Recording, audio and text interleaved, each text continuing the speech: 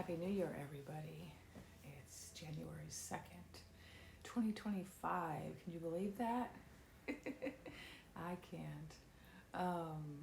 It feels different, doesn't it? Sorry I haven't been able to post for a couple of days, but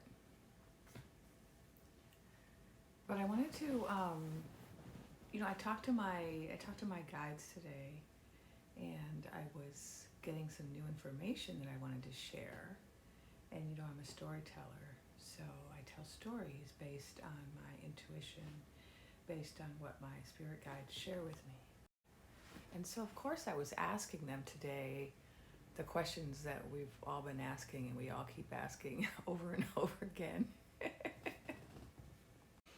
And there were a couple of things they said to me that I couldn't quite make sense of, and maybe some of you can. One of them was that we were given a Christmas present, but we didn't really pay attention to the Christmas present. We were just looking at all, we had lots of Christmas presents, and it was one of them.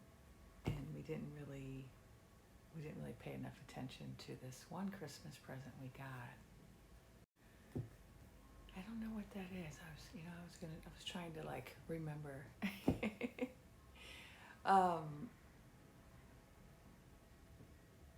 But it's something to think about. So, drop it in the comments if you can remember what Christmas present you got that you didn't really pay enough attention to. That relates to our big question. And that was shown something really exciting. And so let's return to the story. So in our story recall, we're talking about these dreaming women who all woke up at 4 a.m. the day after the big electrical storm. And they all woke up with messages and began sharing those messages.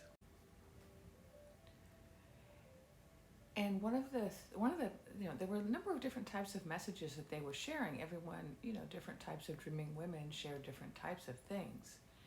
But one of the types of messages that was being shared by the dreaming women had to do with these bright lights in the sky.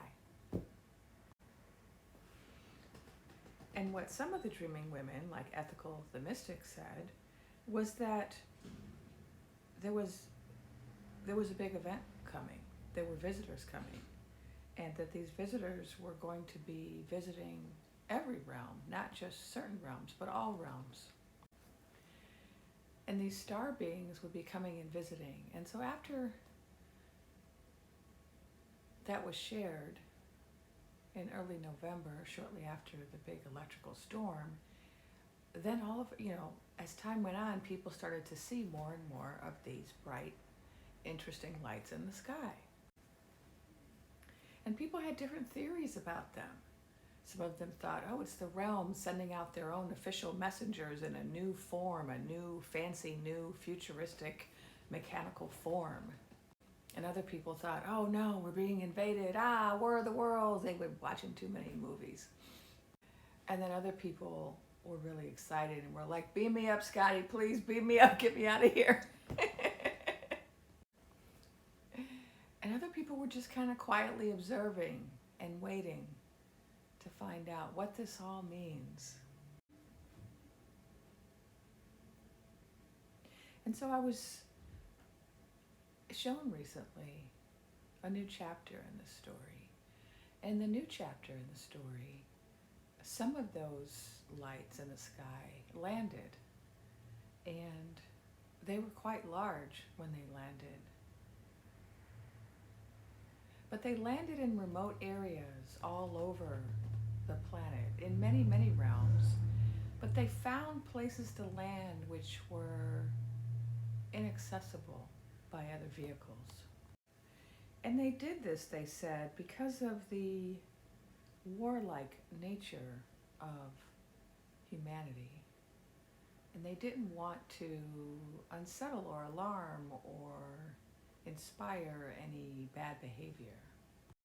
And they said also that these landings were then followed by the dispersion of personnel throughout the realms. But these personnel were difficult to identify just seemed a little bit off. Looked kind of like the people in each realm, but a little bit off.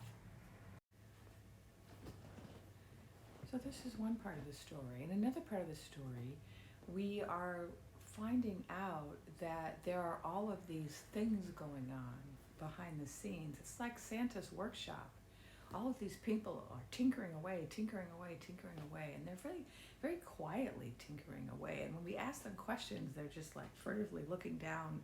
Oh, I'm busy tinkering away. Don't bother me, I'm tinkering.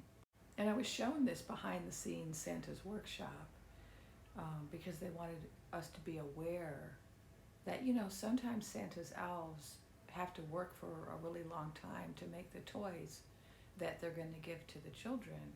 And the children don't really see that. They don't see all the hard work that goes into making the toys. They just see the toy when it comes out all shiny and new. But the overall message was, Christmas. Christmas brings many gifts, and we don't always recognize all those gifts. And sometimes we just have to stop and recognize everything that was given to us at this time so that we can move forward and really understand who we are and begin to be able to anticipate what's coming. Because sometimes the most beautiful things are first begun in the winter and are not fully expressed until the spring. But sometimes we look out at the winter landscape and we think, oh, everything's dead and dying and dormant and nothing's happening. But things are always happening under the surface. There's always a lot of activity below the surface. But it's during the winter that we have to listen to our dreams. It's during the winter that we have to gather around the fire and tell our stories. It's during the winter that we have to remember those who have gone before us. It's during the winter that we have to pay attention to the smallest of details. When we're looking out at a vista and we think all we see is silence and desolation, when we think that all we see is snow and no birds chirping, no greenery, when we look out and we think that's what we see, our elders always remind us, look again, look again. You're not really looking, and that's why you're not really seeing. And when you look, when you really look, little things start to simmer up to your awareness. Patterns, small details, little footprints in the snow that you hadn't noticed before suddenly come to your awareness, and you realize, something is afoot, something is always afoot in winter.